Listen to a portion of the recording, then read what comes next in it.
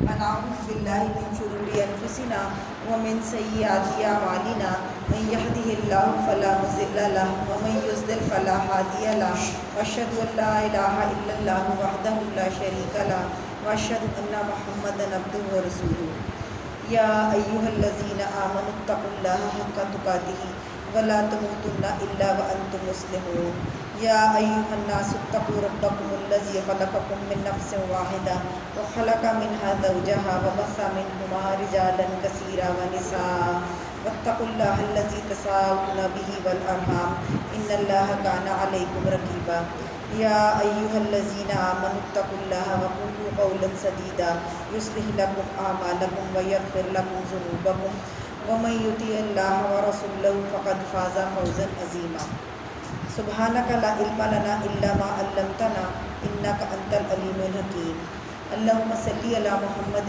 وعلی آل محمد کما صلیت علی ابراہیم وعلی آل ابراہیم انک حمید مجید اللہم بارک علی محمد وعلی آل محمد کما بارکت علی ابراہیم وعلی آل ابراہیم انک حمید مجید رب اشرح لی صدری ویسر لی امری واحلل عقدۃ من لسانی یفقہوا قولی لقد قال اللہ سبحانہ وتعالی اعوذ باللہ السمیع العلیم من الشیطان الرجیم من حمزہ ونفخہ ونفثہ بسم اللہ الرحمن الرحیم وَإِذَا سَأَلَكَ عِبَادِي أَنِّي فَإِنِّي قَرِيبٌ أُجِيبُ دَعْوَةَ الدَّاعِ إِذَا دَعَانِ وقال اللہ صلی اللہ علیہ وسلم قال اللہ تعالی یا ابن آدم انک ما دعوتنی ورجوتنی لأغفرنک لک علی ما کان منک وله مالی.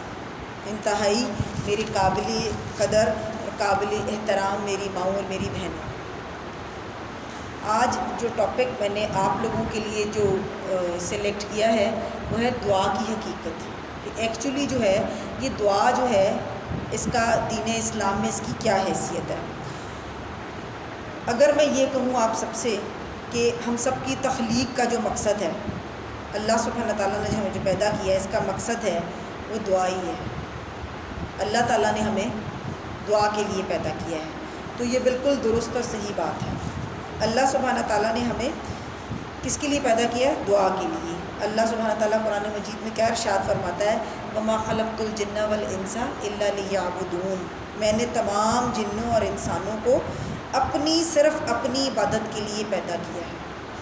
اللہ کیا کہتا ہے کہ میں نے صرف اپنی عبادت کے لیے پیدا کیا ہے. اسی طرح نبی علیہ السلام کی ایک حدیث ہے کہ آپ صلی اللہ علیہ وآلہ وسلم کیا فرماتے ہیں؟ الدعاء هو العبادہ، کہ دعا کیا ہے؟ ایک عبادت ہے. دعا ہی عین عبادت ہے. اللہ کے رسول بھی کہہ رہے ہیں کہ دعا جو ہے وہ عین عبادت ہے. تو مقصد جو ہے ہمارا تخلیق جو ہے وہ عبادت ہے. ٹھیک. اب اس میں نا دعا کی دو قسمیں ہوتی ہیں، ایک ہوتی ہے دعائے طلب اور ایک ہوتی ہے دعائے عبادت. ٹھیک ہے. دعائے طلب کیا ہے؟ کہ میرا اور آپ کا اللہ تعالیٰ سے دعائیں مانگنا. ٹھیک. اللہ تعالیٰ کو پکارنا، اللہ سے طلب کرنا، اللہم اغفر لی، اللہم ارحمنی، اللہ رحم کر مجھ پہ، یا اللہ مجھے بخش دے. تو بات یہ آ جاتی ہے کہ اللہ سبحانہ تعالیٰ اپنے بندے سے عاجزی اور اس کی ذلت جو ہے نا اور کم آئے گی اللہ تعالیٰ وہ مانگتا ہے. اور دعا کے اندر جو ہے نا یہ عنصر پوشیدہ ہے کہ جس وقت بندہ اپنے رب سے دعائیں کرتا ہے نا، زندگی کے ہر معاملے میں دعا کی ضرورت تو ہے نا ہمیں، دعا کے علاوہ تو ہماری زندگی نہیں ہے. تو بندہ مومن جب اللہ تعالیٰ سے مانگتا ہے نا کہ اللہ میں تیری ذات کا بھکاری ہوں، میں فقیر ہوں، تو اللہ تعالیٰ قرآن مجید میں خود ارشاد فرماتا ہے ادعونی، مجھے پکارو، میں تمہاری تمام دعاؤں کو سنوں گا، میں تمہاری تمام پکار کو سنوں گا، استجب لکم، اور میں اس کا جواب دوں گا، میں اسے قبول کروں گا. اللہ سبحانہ تعالیٰ خود یہ کہتا ہے. یہ کیا ہے؟ دعائے طلب ہے. ٹھیک. تو دوسری جو قسم ہے وہ ہے دعائے عبادت. ٹھیک ہے نا. ہر عبادت جو ہے نا وہ دعا ہے. ہر عبادت، دین اسلام کی ہر عبادت جو ہے نا وہ دعا ہے. تو کیونکہ میں آپ کو بتاؤں کوئی بھی عبادت ہماری اسلام کے اندر جو کوئی بھی عبادت ہے وہ اللہ کی پکار سے خالی نہیں ہے. ہر عبادت میں ہم اللہ تعالیٰ کو پکارتے ہیں نا، تو کوئی بھی عبادت جو ہے ہماری اس سے خالی نہیں ہے. نماز ہے اس میں اللہ کی طرف التجا ہے، آپ حج دیکھ لیجئے، روزہ دیکھ لیجئے، تو ان تمام عبادات میں ہم اللہ تعالیٰ کو ہی پکارتے ہیں۔ تو یوں ہر عبادت جو ہے نا وہ دعا ہے۔ تو یہ بات ثابت ہو گئی کہ میری اور آپ کی تخلیق کا مقصد کیا ہے؟ دعا۔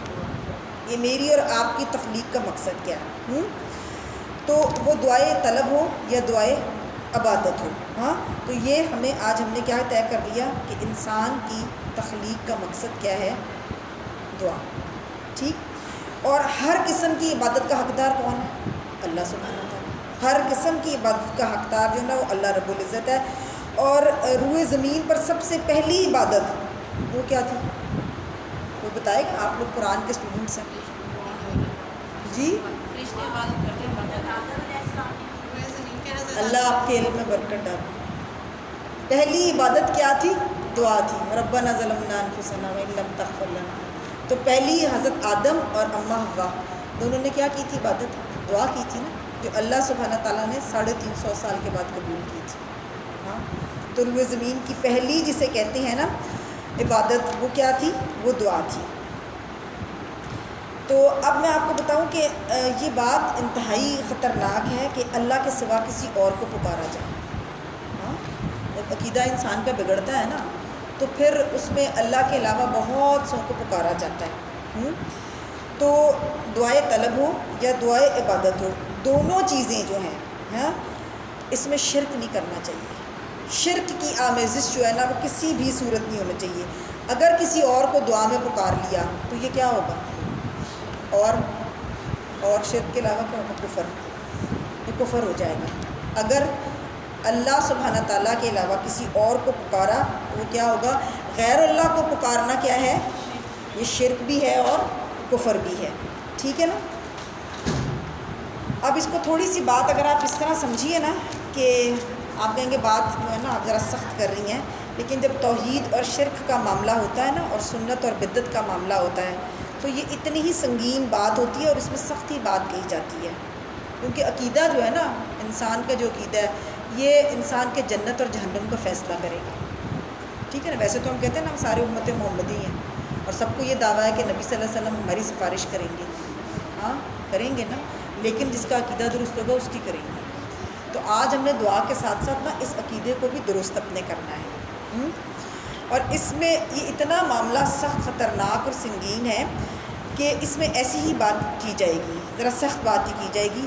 جیسے اب بچے ہیں، یہ کہیں تار کو چھیڑیں گے، کسی بجلی کی تار کو چھیڑیں گے، تو ننگی تار پڑی ہوئی ہے، تو آپ اپنے بچے کو روکیں گے کیسے؟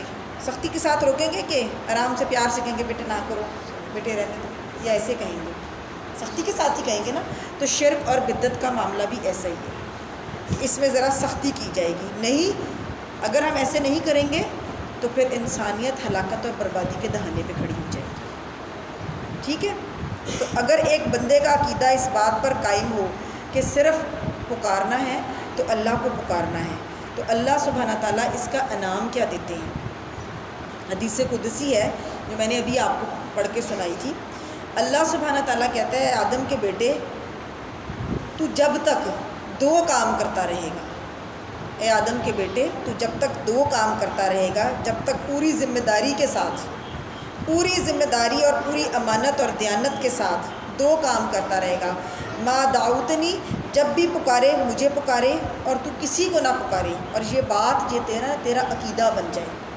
اللہ کہہ رہا ہے کہ یہ عقیدہ بن جائے کہ پکارنا ہے تو اللہ کو پکارنا ہے، اور یہ بات ہمارے عمل میں لازمی طور پر شامل ہو جائے کہ جب پکاریں تو صرف اللہ کو پکاریں اور کسی کو نہ پکاریں۔ یہ ہے پہلا کام، پکار کس کے لیے؟ اللہ کے لیے۔ دوسرا کام ورجوتنی، اور جب بھی تو امیدیں وابستہ کرے میرے ساتھ وابستہ کرے، تیری امیدیں مجھ سے کبھی نہ ٹوٹیں۔ یعنی کہ 2 کام کرنے ہیں، پکارنا ہے تو اللہ کو پکارنا ہے اور امیدیں وابستہ کرنی ہے تو اللہ کے ساتھ۔ اللہ کا وعدہ ہے کہ پھر میں تمہیں معاف کر دوں گا۔ آسان کام ہے، بجائے اس کے کہ اپنے پیر فقیر اور پتہ نہیں کس کس کو پکارتے ہیں ہم، وہ آسان ہے کہ یہ آسان ہے؟ یہ آسان ہے۔ اللہ کا وعدہ ہے اغفر لکا، میں تجھے معاف کرتا رہوں گا اس وقت تک میں بھی تجھے بخشتا رہوں گا جب تو اپنی امیدیں مجھ سے وابستہ رکھے اور تیری پکار کا مرکز جو ہے نا وہ میں ہوں۔ تو میرا بھی اللہ سبحانہ تعالیٰ کہتا ہے اے ابن آدم میں تیرے گناہوں کو ڈھاتا رہوں گا، میں گراتا رہوں گا، میں ڈھاتا رہوں گا، مٹاتا رہوں گا، تیرے گناہوں کو معاف کرتا رہوں گا، الا ما کان من کا وہ گناہ جیسے بھی ہوں، خواہ کتنے ہی زیادہ کیوں نہ گناہ ہوں، چھوٹے ہوں بڑے ہوں، ولا مالی مجھے اس کی کوئی پرواہ نہیں ہے، ہاں میں تیرے سارے گناہوں کو مٹا دوں گا۔ اگر یہ دو کام ہو جائیں، کون سے؟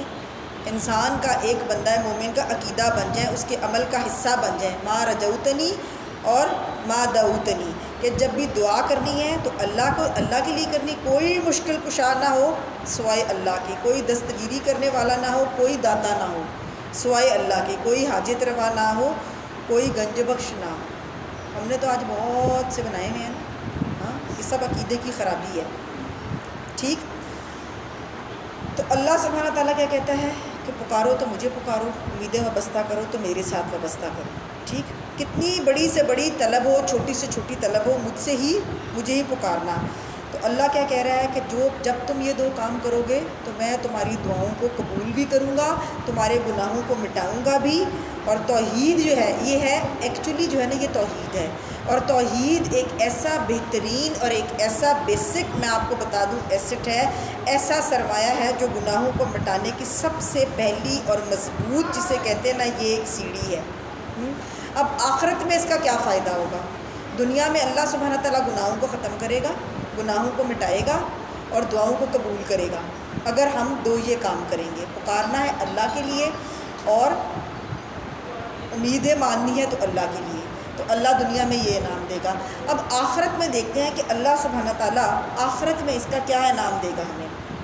رسول اللہ صلی اللہ علیہ وآلہ وسلم کا فرمان ہے، ایک شخص کو قیامت کے دن پکارا جائے گا پوری کائنات کے سامنے، حشر کا میدان ہو، سورج سوا نیزے کے برابر ہوگا، پوری کی پوری، جسے کہتے ہیں نا، وہ خلقت سامنے کھڑی ہوگی، اور اللہ سبحانہ تعالیٰ اپنے ایک بندے کو بلائے گا، اے میرے بندے، اے ابن فلاں، آؤ میرے پاس حساب کتاب کے لیے، کیونکہ ہر بندے کو اللہ کے سامنے کھڑے ہونا ہے نا، اور ہم نے اللہ سبحانہ تعالیٰ کو جواب دینا ہے۔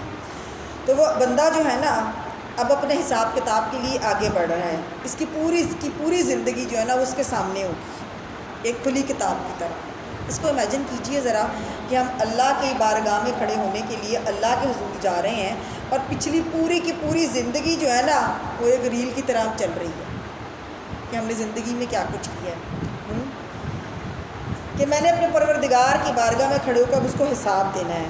حدیث میں آتا ہے 99 رجسٹر کھولے جائیں گے اس بندے کے، جس کو اللہ سبحانہ تعالیٰ اپنی بارگاہ میں بلائے گا حساب کتاب کے لیے، تو اس کے 99 رجسٹر کھولے جائیں گے اور پھیلا دیے جائیں گے، تمام کے تمام اس کے رجسٹر پھیلا دیے جائیں گے، جتنے اس کے گناہ ہوں گے نا، گناہوں سے بھرے ہوئے رجسٹر ہوں گے 99، زیادہ ہیں، بہت زیادہ، ٹھیک۔ اللہ سبحانہ تعالیٰ نے اب حساب کتاب لینا ہے نا، 99 رجسٹر کے دفاتر اس کے ہوں گے، اور ہر رجسٹر کا سائز، حدیث کیا بتاتی ہے کہ جہاں تک اس بندہ مومن کی نگاہ پہنچے گی نا، اتنا بڑا سائز ہوگا اس رجسٹر کا،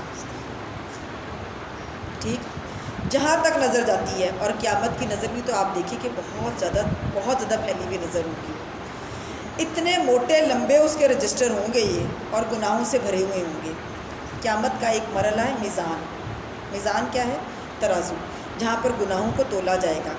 اللہ سبحانہ تعالیٰ فرشتوں سے فرمائیں گے، اے میرے فرشتوں، میرے اس بندے کے ساتھ جلدی نہ کرنا، یہ جو میرا بندہ آ رہا ہے نا حساب کتاب کے لیے، میرے اس بندے کے ساتھ جلدی نہ کرنا، جس کے گناہوں کا رجسٹر 99 تم نے کھول کے رکھے ہوئے ہیں نا، تو کیا اس کی کوئی نیکی بھی ہے؟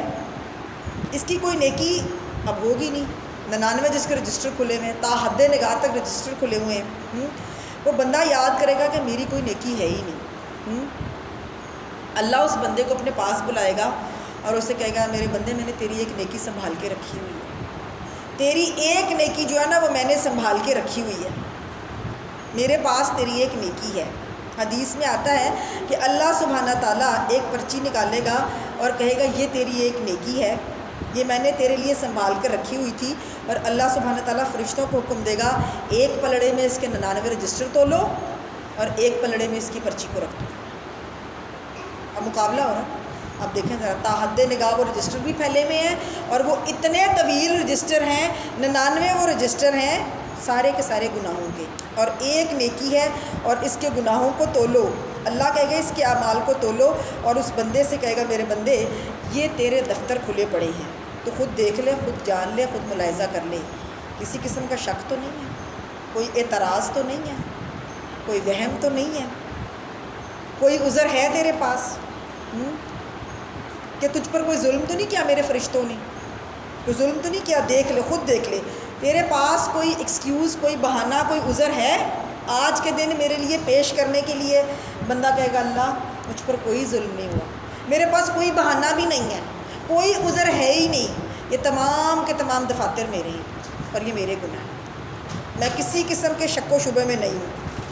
اللہ فرمائے گا کہ پھر تم وہاں چلے جاؤ جہاں پر میزان ہے اور جہاں پر تمہارے اعمال نامے کو تولا جائے گا، تو وہ شخص جو ہے نا گرتا پڑتا اس ترازو کے پاس چلا جائے گا جہاں پر اس کے اعمال نامے کو نا تولا جانا ہے، اور وہ بندہ کیا کہے گا، اللہ یہ چھوٹی سی پرچی میرا کیا کرے گی؟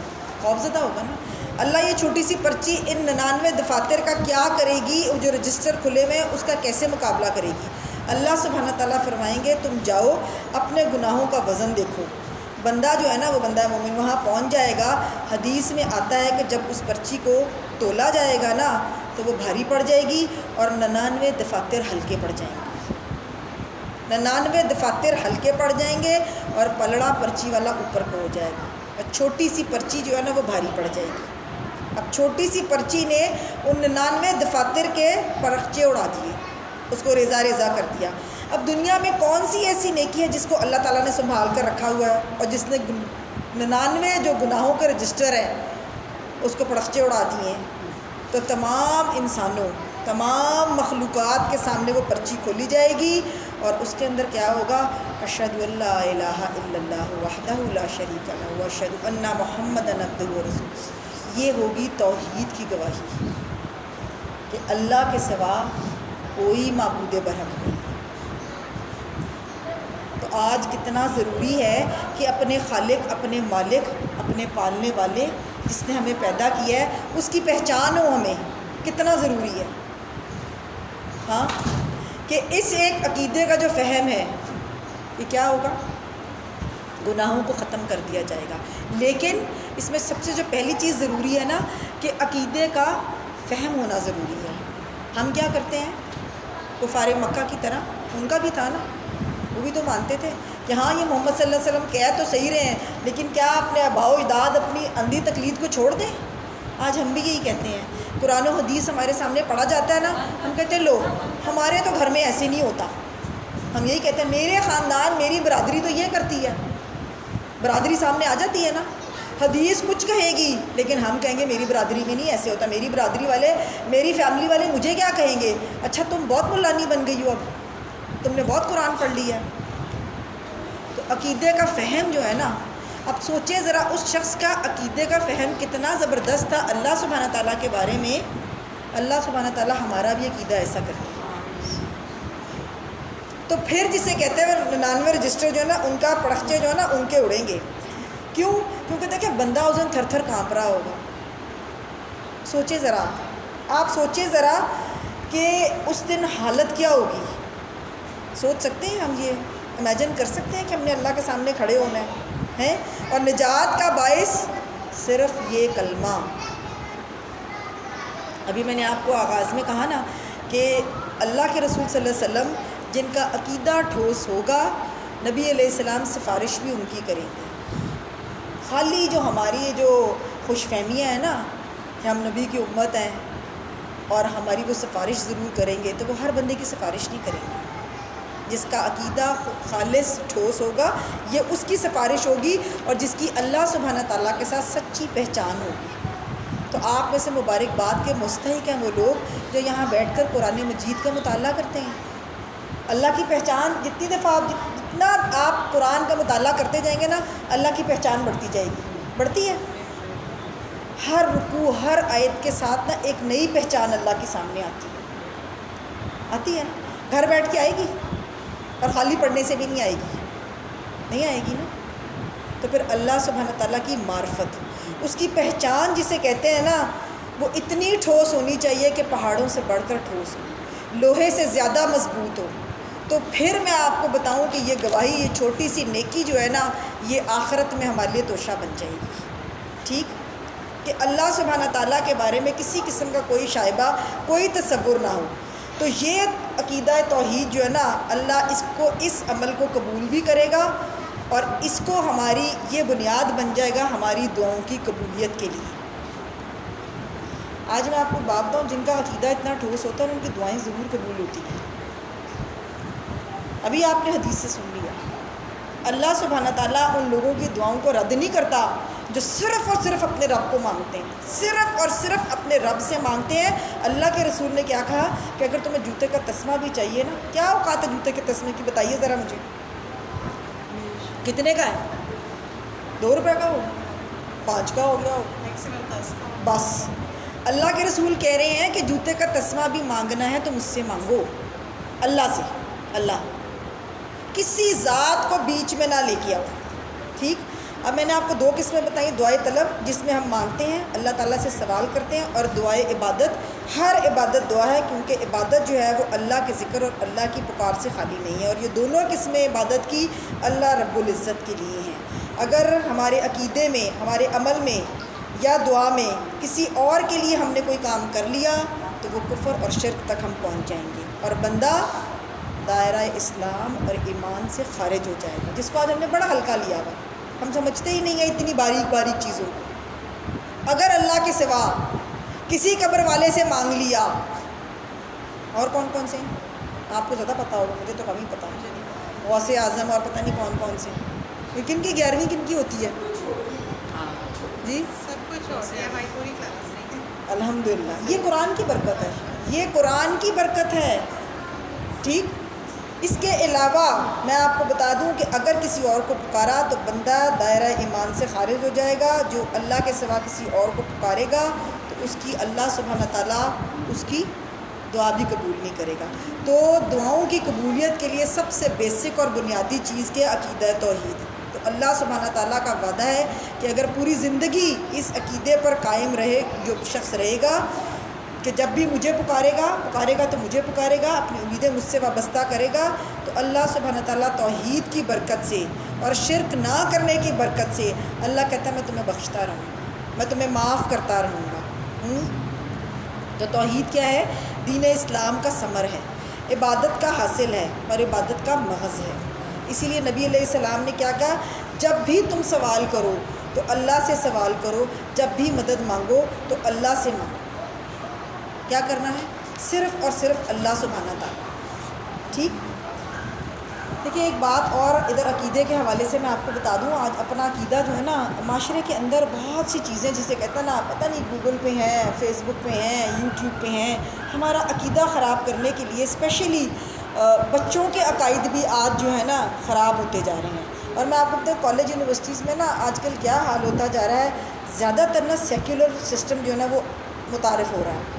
بچے کہتے ہیں کون سا اللہ، کون سا خدا، اور نبی صلی اللہ علیہ وسلم کی ذات کے بارے میں اگر کوئی توہین ہو تو کسی کو کوئی فرق نہیں پڑتا.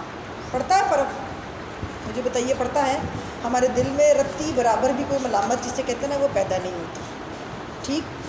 تو میں آپ کو بتاؤں کہ کتاب و سنت میں آپ جہاں پہ بھی دیکھیں گے دعا کا ذکر جہاں پر بھی آئے گا تو اس کے ساتھ قبولیت کا بھی ذکر ہے.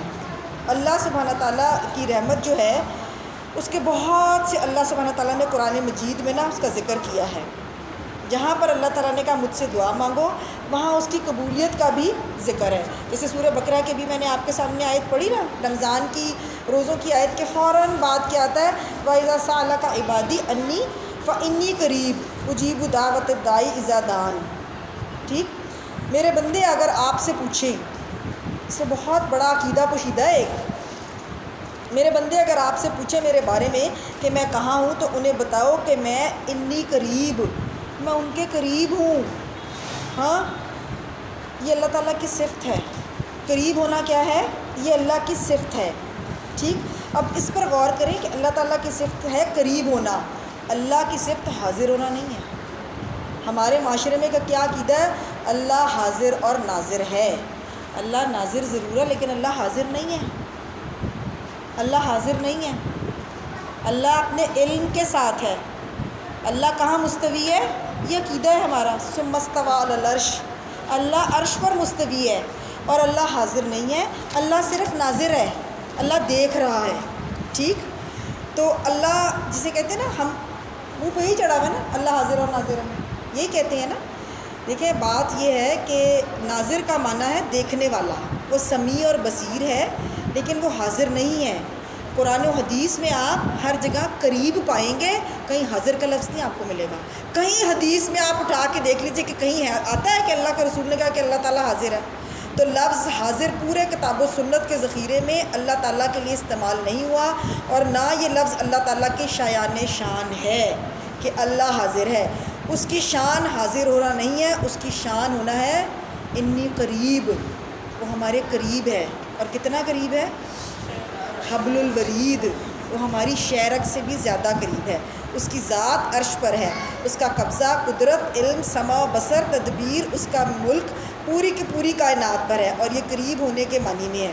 ٹھیک ہے نا، وہ ہم سے دور ہونے کے ساتھ ساتھ اپنے علم کے ساتھ ہمارے قریب ہے۔ لیکن یہ جو آج عقیدہ ایک بنا ہوا ہے نا، اللہ تعالیٰ اس میں بھی ہے، اس میں بھی ہے، اس میں بھی ہے، اور پھر وہ اللہ ہو کے وہ کیا لگاتے ہیں ایک معاشرے میں کہ یہ بھی طبقہ ہے، کرتے ہیں نا، لائٹیں بند کر کے، ہاں وہ، اور اللہ تعالیٰ جی ورد کرتے ہیں نا، غلط عقیدہ ہے۔ ٹھیک، تو اللہ حاضر نہیں ہے، اللہ ہمارے قریب ہے۔ اللہ باعتبار صفات کے وہ سمیع ہے، وہ بصیر ہے، اور اس سے کوئی چیز اوجھل نہیں ہے۔ یہ بھی ہمارا عقیدہ ہے کہ اللہ سے کوئی چیز اوجھل نہیں ہے، کوئی چیز چھپی بھی نہیں ہے، ایک ذرے کا بھی علم نہ، وہ اپنے عرش پر بیٹھے ہوئے، اس کو ہر چیز کا علم ہے۔ رات کی تاریکی ہو، سیاہ رنگ کا پہاڑ ہو، اور اس کے اوپر سیاہ رنگ کی، اس کی تہہ کے نیچے سیاہ رنگ کی چونٹی چل رہی ہو، اللہ اپنے عرش پر بیٹھ کر اس چونٹی کو دیکھتا بھی ہے اور اس کے چلنے کی آواز کو سنتا بھی ہے۔ یہ اس کی صفات ہیں۔ ٹھیک، یہ اللہ سبحانہ تعالیٰ کی صفات ہیں، وہ اپنے عرش پر مستوی ہے، لیکن اس کا علم جو ہے نا، اس کی قدرت اس کی پوری کائنات پر ہے۔ وہ اپنے عرش پر بیٹھ کے اس کالے رنگ کی چونٹی کو کالی سیاہ رات میں اللہ سبحانہ تعالیٰ دیکھتا بھی ہے اور اس کی آواز کو سنتا ہے۔ اب ایک اور میں آپ کو بات بتاؤں، جو لفظ حاضر ہے نا، یہ کس لیے ہوتا ہے؟ یہ کمزوری کے لیے استعمال ہوتا ہے، عاجزی کے لیے استعمال ہوتا ہے، چھوٹا پن، تواضع کے لیے استعمال ہوتا ہے۔ اب مجھے بتائیے، کلاس میں ٹیچر اٹینڈنس جس وقت لیتا ہے تو کیا کہتے ہیں؟ حاضر جناب، یہی ہوتا ہے نا۔ اب آپ مجھے بتائیے، اللہ کے لیے ہم لفظ استعمال کر سکتے ہیں کہ اللہ حاضر ہے؟ یہ اس کے شایان شان نہیں ہے۔ آقا جس وقت اپنے غلام کو بلاتا ہے تو وہ کیا کہتا ہے؟ حاضر جناب، ایسے ہے؟ تو پھر اللہ کے شایان شان نہیں ہے۔ والدین آپ کو حکم دیتے ہیں، میری بات سنو، حاضر ہوا جی، اللہ کے لیے حاضر کا لفظ استعمال کرنا پھر مناسب ہے؟ کبھی بھی نہیں۔ وہ کیا ہے؟ فإنی قریب، وہ میرے قریب ہے۔ یہ ہے ہمارا عقیدہ، ٹھیک ہے نا۔ عربوں کے اندر نا کیا کہا کرتے تھے؟ بلایا کرتے تھے نا جس وقت اپنے غلاموں کو، تو وہ یہی کہتے تھے یا سیدی حاضر، کہ حاضر ہوتے ہیں ہم۔ اچھا، اب ایک اور بات بتائیے، عدالت کے اندر جج جس وقت ملزم یا مجرم کو بلاتا ہے تو وہ کیا کہتے ہیں؟ حاضر ہو۔ تو حاضر کا لفظ اللہ کے شایان شان کسی صورت نہیں ہے۔ ٹھیک، جہاں کہیں بھی اس عقیدے کا، بڑے باریک باریک چیزیں ہیں، اس عقیدے کا بگاڑ پیدا ہو جائے نا، جب اگر کوئی شخص کہہ دے اللہ حاضر ہے تو سمجھے کہ عقیدہ خراب ہے۔ ٹھیک ہے، بات کو میری سمجھ رہے ہیں آپ؟ حاضر کے اندر کمتری ہے، کمتری آپ کو میں نے بتا دی نا، ثابت کر دی نا۔ ٹھیک، اللہ سبحانہ تعالیٰ نا بڑی پیاری ذات ہے، جتنی جتنی اس کی معرفت بڑھتی جاتی ہے نا، اتنا اتنا کیا ہوتا ہے؟ قریب ہوتے ہیں۔ اور کیا ہوتا ہے؟ جانتے ہیں تو کیا ہوتا ہے؟ ایک میں آپ کو بات بتاؤں، جتنا اللہ کی معرفت آتی ہے نا، اللہ کا خوف اور اللہ کی خشیت بڑھتی ہے کہ وہ رب ہر چیز پر قادر ہے۔ جبکہ بندوں کے بارے میں نا میرا آپ سے پہلی دفعہ ملاقات ہوئی نا، جتنا جتنا آپ لوگ مجھ سے ملنا جلنا شروع کریں گے نا، آپ میرے قریب ہو جائیں گے، بے تکلفی ہو جائے گی، ایسے ہوگا نا۔ اللہ کو جتنا جانتے ہیں، اللہ کا خوف، اللہ کی بڑائی، اللہ کی عظمت، اللہ کی خشیت بڑھتی ہے۔ یہ بندے اور رب کا ساتھ معاملہ ہے۔ اب نبی علیہ السلام کی ازواج مطہرات کا دیکھیے کہ ان کے ساتھ آپ کا رویہ کس قسم کا ہوتا تھا۔ وہ شوہر اور بیوی بھی تھے نا، تھے وہ، دیکھیں وہ رحمۃ للعالمین تھے، ٹھیک، لیکن آپ نے دیکھا کہ ایک بے تکلفی کا ماحول ہوا کرتا تھا۔ لیکن اللہ رب العزت ایک ایسی ذات ہے، جتنی معرفت حاصل ہوگی اتنا اس کا خوف بڑھتا جائے گا، اتنی اس کی خشیت بڑھتی جائے گی، بندہ عاجز ہوتا جائے گا، اللہ کی عظمت دل میں بڑھتی جائے گی، ٹھیک۔ تو دعا کی قبولیت کے لیے نا بہت بڑا ایک طاقتور وسیلہ کیا ہے، آپ اسے شارٹ کٹ سمجھ لیجئے، ٹھیک ہے نا، کہ اللہ سبحانہ تعالیٰ کو اس کے ناموں کے ساتھ پکارو۔ اللہ تعالیٰ خود قرآن مجید میں کہتا ہے کہ مجھے میرے پیارے ناموں کے ساتھ پکارو، ٹھیک۔ ابھی جو میں نے آپ کو سورہ بقرہ کی جو آیت میں نے آپ کو پڑھ کے سنائی ہے، اس میں بھی اللہ تعالیٰ نے نبی علیہ السلام سے کیا کہا ہے کہ اگر میرے بندے آپ سے میرے بارے میں پوچھیں تو آپ ان سے بتائیے کہ میں آپ کے قریب ہوں۔ اس میں بھی اللہ تعالیٰ چاہتا تو کہتا کہ میرے نبی کا واسطہ دے دو، میرے نبی کا وسیلہ دے دو۔ کہیں پر کوئی وسیلہ، کوئی واسطہ، اللہ اور بندے کی ڈائریکٹ ڈائلنگ ہے، ڈائریکٹ، ٹھیک۔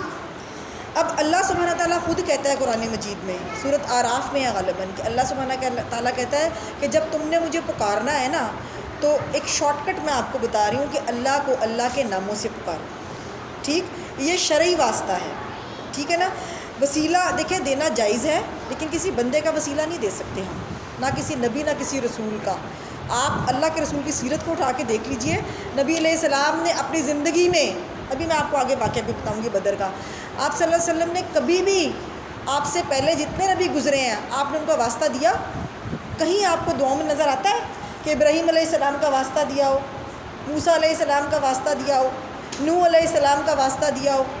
سارے اولو العزم پیغمبر تھے، اللہ کے رسول نے کبھی بھی نہیں نام کا واسطہ دیا، جبکہ اللہ کے رسول نے بدر کے مقام پہ کیا کہا؟ یا حیو یا قیوم برحمتی کا استغیث، اللہ سبحانہ تعالیٰ کے دو بہترین ناموں کا واسطہ دے کے اللہ کے رسول صلی اللہ علیہ وسلم نے دعا مانگی تھی، ٹھیک۔ تو سب سے پہلے دعا کی قبولیت کے لیے اللہ تعالیٰ کو وسیلہ پیش کرنا ہے اس کے ناموں، اس کی صفات کے ساتھ، ٹھیک ہے نا۔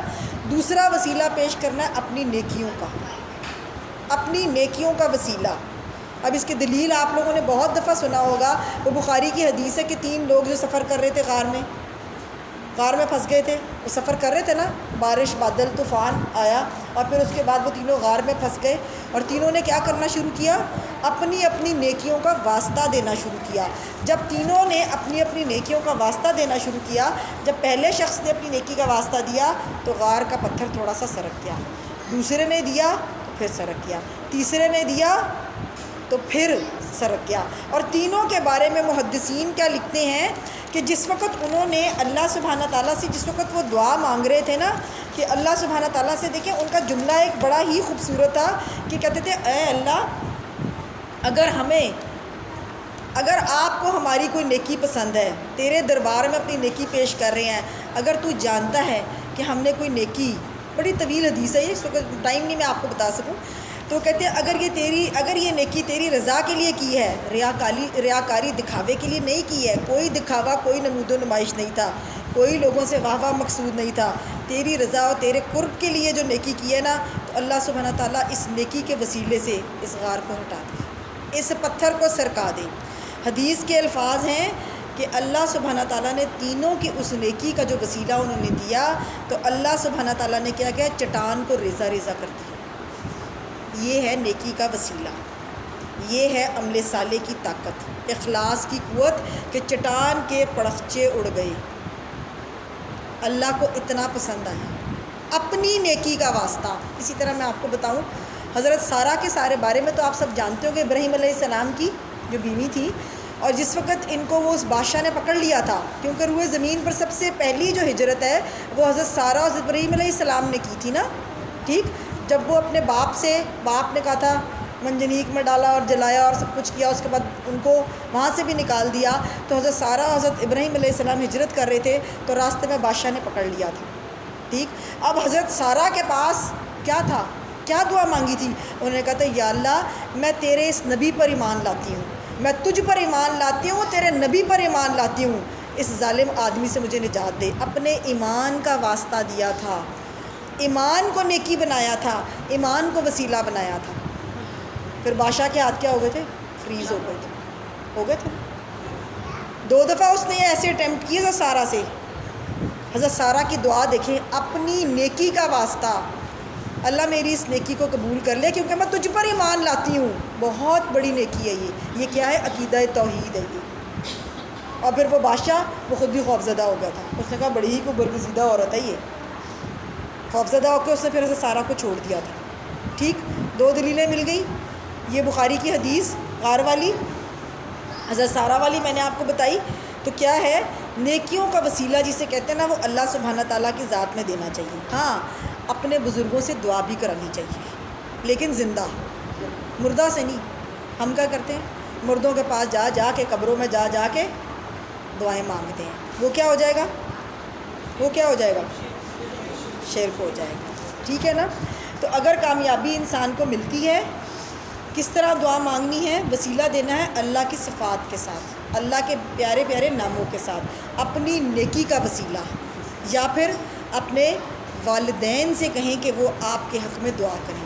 والدین بہت بہترین ذریعہ ہیں بچوں کی دعاؤں کے لیے۔ نہیں، ان بزرگوں کی بات نہیں میں کر رہی، ہمیں نہیں پتہ ان کا کیا عقیدہ ہے۔ دیکھیں، میں نے ابھی آپ کو بتایا کہ ہمیں نہیں پتہ ان کا کیا عقیدہ ہے، لیکن بات یہ ہے کہ یہ اللہ سبحانہ تعالیٰ کا سب سے بڑا احسان ہم پر یہ ہے کہ اگر ہمیں اس کے عقیدے کی، جسے کہتے ہیں نا، سمجھ آ جائے۔ صوفیوں ولیوں بزرگوں کی بات نہیں میں کر رہی یہاں پہ، ٹھیک ہے نا؟ دیکھیں، مشرکین مکہ بھی ایسے ہی عقیدوں کے قائل تھے، وہ بھی تو یہی کرتے تھے، وہ بھی تو یہی کہا کرتے تھے۔ اللہ کے رسول صلی اللہ علیہ وسلم نے مشرکین کے ساتھ جنگیں کیوں کی ہیں؟ اسی وجہ سے تو یہ ہے۔ آپ صلی اللہ علیہ وسلم کی صرف ایک ڈیمانڈ تھی، قولوا لا الہ الا اللہ، کہہ دو کہ لا الہ الا اللہ، کہہ دو کہ لا الہ الا اللہ۔ چلے میں آپ کو ایک اور مثال سے سمجھاتی ہوں۔ مسند احمد کی ایک حدیث ہے، اللہ کے پیغمبر، بڑی دفعہ آپ نے سنی ہوگی لیکن باریک باریک چیزیں شاید میں آپ کو کچھ سمجھا سکوں۔ اللہ کے پیغمبر سلمان علیہ السلام کے دور میں نا قحط کی صورتحال پیدا ہو گئی اور پانی ختم ہو گیا اور آسمان سے بارش جو ہے وہ برسنی بھی بند ہو گئی اور زمین جو ہے وہ بالکل بنجر ہو گئی اور پانی جو تھا نا وہ بہت بہت نیچے چلا گیا کہ اس تک رسائی جسے کہتے ہیں نا وہ مشکل ہو گئی۔ تو سلمان علیہ السلام کی حکومت جو تھی نا وہ پوری کائنات پر تھی، پرندوں پر بھی تھی، جنوں پر، حشرات پر، سب کو پتہ ہر چیز پر اتنی بڑی جو ریت تھی، اتنی بڑی جو ایک خلقت تھی، یہ بربادی کے دہانے پہ آ کے کھڑی ہو گئی۔ قحط پڑنا شروع ہو گیا نا، بربادی کے دہانے پہ آ کے کھڑی شروع ہو گئی۔ اب سب نے کیا کہا، سوچا کہ بارش کی دعا کرتے ہیں۔ سلمان علیہ السلام نے اپنے لشکر لے کے نکلے، انسانوں کو، درندوں کو، چرند پرند، تمام حشرات کو آپ لے کر چلے وہاں سے۔ جب آپ نے لشکر سارا اکٹھا کیا کہ ایک کھلے میدان میں جا کر اللہ سبحانہ تعالیٰ کے سامنے دعا کرتے ہیں، تو ایک بڑا عجیب منظر سلمان علیہ السلام نے دیکھا۔ وہاں پہنچ کر ایک عجیب منظر انہوں نے دیکھا۔ اللہ سبحانہ تعالیٰ نے اس کو حدیث میں محفوظ کر لیا ہے۔ اللہ نے اپنے پیغمبر کو بتایا کہ سلمان علیہ السلام نے منظر کیا دیکھا۔ سلمان علیہ السلام نے ایک چونٹی کو دیکھا، وہ اپنی پشت کے بل الٹی ہو کے وہ لیٹی ہوئی تھی اور اللہ سے دعائیں مانگ رہی تھی۔ الٹی ہو کر وہ کیا کر رہی تھی؟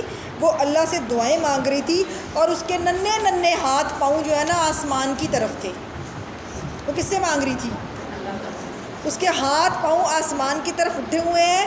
یہ چونٹی پتہ نہیں اس کے سر تھا بھی کہ نہیں تھا، یہ نہیں مجھے پتا، دماغ نام کی کوئی چیز تھی کہ نہیں، لیکن انسان کا دماغ اتنا بڑا ہونے کے باوجود بھی غلاظت اور شرک سے بھرا ہوا۔ اب وہ کس سے مانگ رہی ہے؟ اس نے اپنے دور کے نبی کا واسطہ بھی نہیں دیا، الٹی ہو کر وہ دعا مانگ رہی ہے۔ توحید دیکھیں ذرا، اللہ سبحانہ تعالیٰ کی توحید جو ہے نا، یہ ہم نے وعدہ الست کیا ہوا ہے نا، یہ پڑھا آپ لوگوں نے، وعدہ الست کیا ہوا نا۔ اللہ تبارک سبحانہ تعالیٰ نے آدم کے پشت سے تمام روحوں کو پیدا کیا اور پھر روحوں سے سب سے اللہ تعالیٰ نے وعدہ کیا کہ میں تمہارا کون ہوں۔ سب نے کیا کہا ہے؟ اللہ تو ہمارا رب ہے۔ تو یہ عقیدہ توحید ہے یہ ہمارا، ٹھیک۔ اب چونٹی کیا کر رہی ہے کہ الٹی ہو کے کیا کر رہی ہے؟ دعا مانگ رہی ہے۔ اس کے پاس کون سی قرآن کی وحی آئی ہے؟ کوئی آیت بینات اس کے پاس آئی ہیں؟ کوئی روشن دلائل آئے ہیں؟ لیکن عقیدہ دیکھیں ذرا چونٹی کا کیسا ہے. اور اگر ہمارے پر کوئی مشکل آ جائے تو ہم کیا کرتے ہیں؟ دوڑیں لگاتے تھے ادھر ادھر. اس کو بھی پتہ تھا پانی نہیں ہے، اس نے کیا کام کیا؟ الٹی ہو کے دعا. اور یہ بھی پتہ ہے کہ اوپر ہے اللہ، اس کو بھی پتہ ہے کہ حاضر نہیں ہے ادھر. جو ہم سمجھتے ہیں نا کہ اللہ تعالیٰ ہر جگہ حاضر ہے، وہ الٹی ہو کے نا دعائیں مانگ رہی ہے. اپنے ہاتھ پاؤں آسمان کی طرف اس نے دراز کیے ہوئے ہیں، بلند کیے ہوئے، اور زبان پر الفاظ کیا ہیں؟ اللہ میں تجھ سے مانگ رہی ہوں تیری صفت کا واسطہ دے کے. اللہم انا خلقکم من خلقن، اے اللہ ہم تیری مخلوق ہیں اور تو ہمارا خالق ہے. اللہ ہم تیری مخلوق ہیں اور تو ہمارا خالق ہے. ہم تجھے واسطہ دیتے ہیں تیرے خالق ہونے کا کہ ہم پیاس سے ہلکان ہو رہے ہیں، ہمیں پانی پلا دے. چونٹی کی دعا دیکھیں کتنی خوبصورت ہے کہ اللہ کو اس کے خالق ہونے کا واسطہ دیا جا رہا ہے کہ ہم پیاس سے ہلکان ہیں، اللہ تو ہمیں پانی پلا دے. اس میں واسطہ کہیں نظر آ رہا ہے نبی علیہ السلام ان کا، سلمان علیہ السلام کا؟ اس وقت کے اس دور کے نبی تو تھے نا، اور اتنی بڑی سلمان علیہ السلام کی جو سلطنت تھی نا، ویسی کبھی کسی کو نہیں ملی ہے، کسی کو بھی نہیں ملی. لیکن چونٹی جو ہے ان کے بغیر دعا مانگ رہی ہے. ابھی جیسے میں نے آپ سے کہا نا کہ کسی نبی کا واسطہ بھی نہیں دینا، اور وہ کیا دعا دے رہی ہے؟ وہ کیا دعا مانگ رہی ہے؟ اللہ تجھے اپنے تیرے خالق ہونے کا واسطہ. ہاں، یا اللہ ہم مصیبت میں ہیں، ہمیں پانی پلا دے، ہمارا پانی کے بغیر گزارا نہیں ہے، ہمیں پانی عطا کر. سلمان علیہ السلام جانوروں کی بولیاں سمجھتے تھے، یہ تو ہمیں پتہ ہے کہ وہ جانوروں کی بولیاں سمجھتے تھے. چونٹی کی دعا سنتے ہیں اور لشکر کو کہتے ہیں لوٹ چلو. ابھی لشکر پہنچا نہیں ہے، کہتے ہیں لوٹ چلو، واپس چلو. تم سے قبل ایک چونٹی نے دعا مانگی ہے اور اللہ نے اس کی دعا کو قبول کر لیا ہے. اللہ نے اس کی دعا کو قبول کر لیا ہے. اب دیکھ لیجئے یہاں پر بھی، جب بھی تم پکارو مجھے پکارو، اور جب بھی امیدیں وابستہ کرو تو مجھ سے امیدیں وابستہ کرو. ثابت ہو گیا؟ دلائل ملتے جا رہے ہیں نا. تو کیا کہتے ہیں کہ اللہ قبول کر چکا ہے. ٹھیک ہے. اچھا، اسی طرح میں آپ کو ایک اور واقعہ بتاتی ہوں. چند واقعات آپ سے شیئر کر کے اس کو اختتام پہ کرتے ہیں ہم لوگ. بڑا خوبصورت ایک واقعہ، اور مجھے رشک بھی آتا ہے ان خاتون کے اوپر. اللہ سبحانہ تعالیٰ نے کیسی عزت ان کو بخشی. ایک چھوٹا سا واقعہ ہے، صحیح بخاری میں آتا ہے. ایک سیاہ فام عورت کے بارے میں آپ نے سنا ہوگا، حبشی خاتون کا، جن کا خیمہ مسجد نبوی میں نصب کیا ہوا تھا. وہ وہاں پر مسجد کی صفائی کیا کرتی تھیں، جھاڑو شاڑو لگایا کرتی تھی، مسجد کی صفائی کا کام کیا کرتی تھی. اور کبھی کبھی ام المومنین حضرت عائشہ صدیقہ کے پاس جو نا وہ آتی تھیں اور بیٹھتی تھیں، ان سے باتیں کیا کرتی تھیں. تو کبھی کبھی ان کی زبان پر نا ایک شعر آ جایا کرتا تھا، اور وہ جب شعر پڑھتی تھی نا تو وہ رو پڑتی تھیں، اپنے پرانا ماضی یاد کر کے ان کو پھوٹ پھوٹ کرنا وہ رو پڑتی تھیں. تو ایک دن حضرت عائشہ رضی اللہ تعالیٰ عنہ نے ان کو اپنے پاس بٹھا لیا اور ان سے کہا کہ کیا بات ہے کہ جب بھی تم یہ شعر پڑھتی ہو تو تم روتی ہو، کیا وجہ ہے؟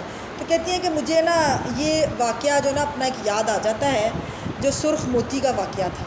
کہتی ہے مجھے وہ واقعہ یاد آتا ہے، اور جب مجھے وہ واقعہ یاد آتا ہے تو مجھے رونا آتا ہے. وہ سرخ موتی ایک یمن کے اندر جو ہے نا وہ ایک سرخ موتی کا ایک واقعہ ہے، اس کا ایک ہار کا واقعہ ہے. وہ کہتی ہے مجھے وہ یاد آ جاتا ہے. کہتی ہے وہ کتنا عجیب دن تھا کہ جب میں نے اپنے پروردگار کی ایک قدرت، ایک نشانی دیکھی. بڑا عجیب دن تھا کہتی ہیں میرے اوپر، اور سب سے بڑی اللہ کی میں نے یہ نشانی دیکھی کہ اسی موتی کی وجہ سے، اس سرخ موتی کی وجہ سے اللہ سبحانہ تعالیٰ نے مجھے کفر کے اندھیروں سے نکال دیا، مجھے شرک کے اندھیروں سے نکال دیا، مجھے ظلمتوں سے نکال دیا، اور مجھے جہنم سے آزادی دے دی. کہتی ہیں مجھے جہنم سے آزادی مل گئی. اور کہتی ہیں سرخ موتی والا دن کیا تھا؟ تب انہوں نے حضرت عائشہ رضی اللہ تعالیٰ عنہ کو بتایا کہ میں ایک قوم کی لونڈی تھی.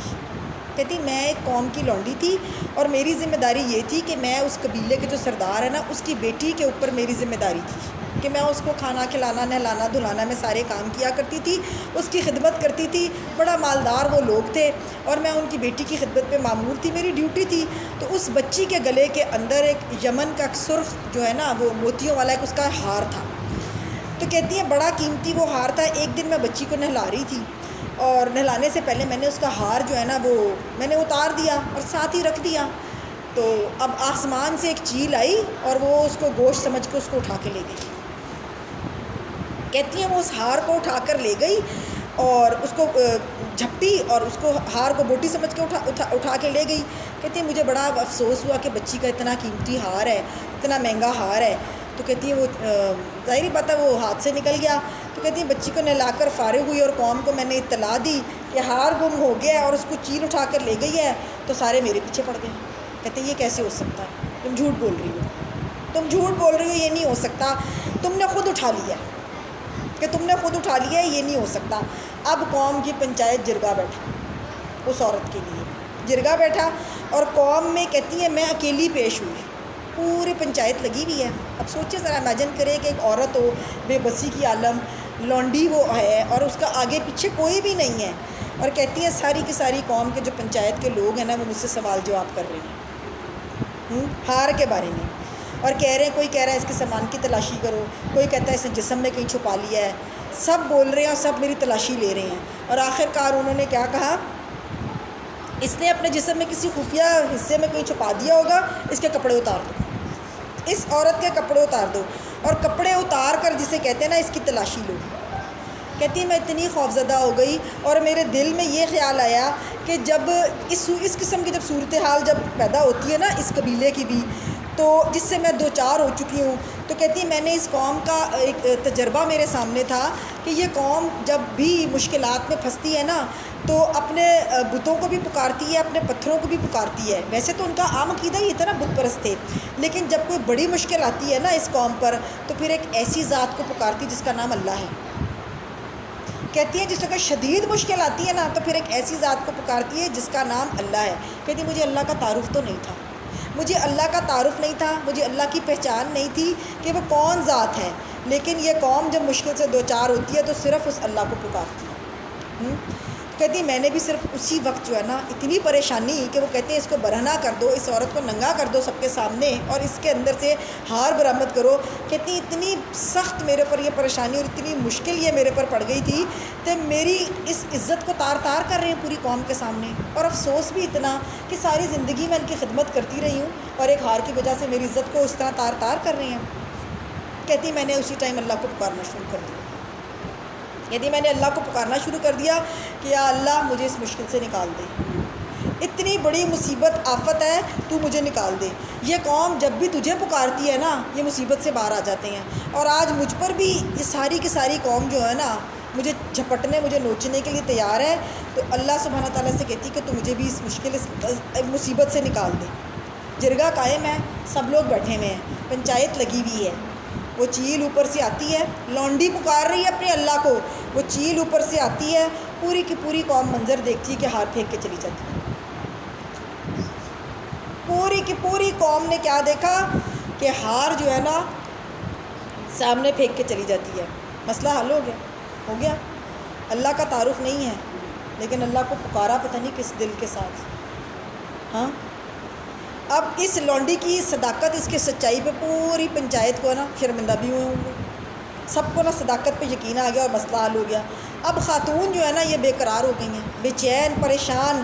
کہتی ہے مجھے اس ذات تک رسائی کیسے ملے گی, میں کیسے اس رب کو پاؤں گی, میں کیسے اس اللہ کی پہچان کیسے حاصل کروں گی, کیا کروں کہ مجھے اللہ سبحانہ تعالیٰ جو ہے نا اس تک رسائی ہو جائے. اور کہتی ہے اپنی قوم سے میرا دل اچاٹ ہو گیا. کہتی ہے بہت میرا دل اچاٹ ہوا اور میں نے کہا کہ پوری زندگی میں نے ان کی خدمت کی ہے, حاصل وصول مجھے کیا ہوا ہے, ذلت, رسوائی, صرف یہی ملا نا. کہتی ہیں کہ میں نے فیصلہ کر لیا کہ میں یہ چھوڑ دوں گی ان لوگوں کو.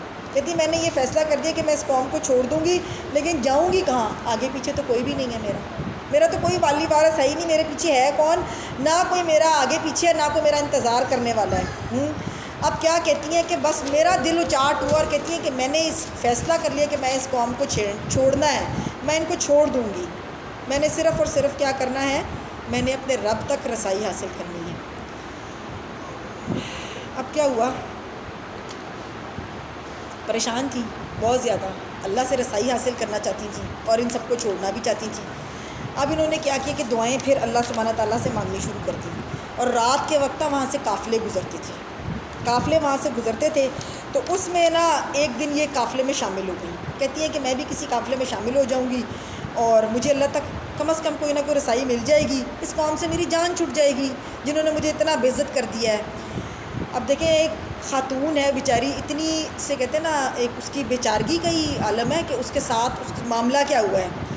تو کہتی ہیں کہ ایک دن جو ہے نا میں قافلوں کا میں انتظار کر رہی تھی کہ میں کس دن کس قافلے کے ساتھ شامل ہوں. تو کہتی ہے رات کافی ہو چکی تھی تو ایک جانوروں کی مجھے نا باہر سے چلنے کی آواز آئی کہ اونٹ آ رہے ہیں، گھوڑے آ رہے ہیں، تو لوگ آ رہے ہیں.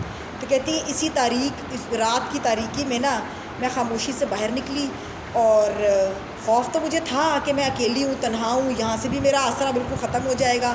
تو کہتی لیکن میں خاموشی سے اس قافلے کے ساتھ جسے کہتے ہیں نا میں شامل ہو گئی. تو ایک چیز جسے کہتے ہیں نا کہ کہتے ہیں میں نے ایک چیز بڑی عجیب دیکھی اور مجھے حیرت کی میری انتہا نہ رہی کہ خیمے کا ہر شخص بار بار اللہ کا نام لے رہا ہے.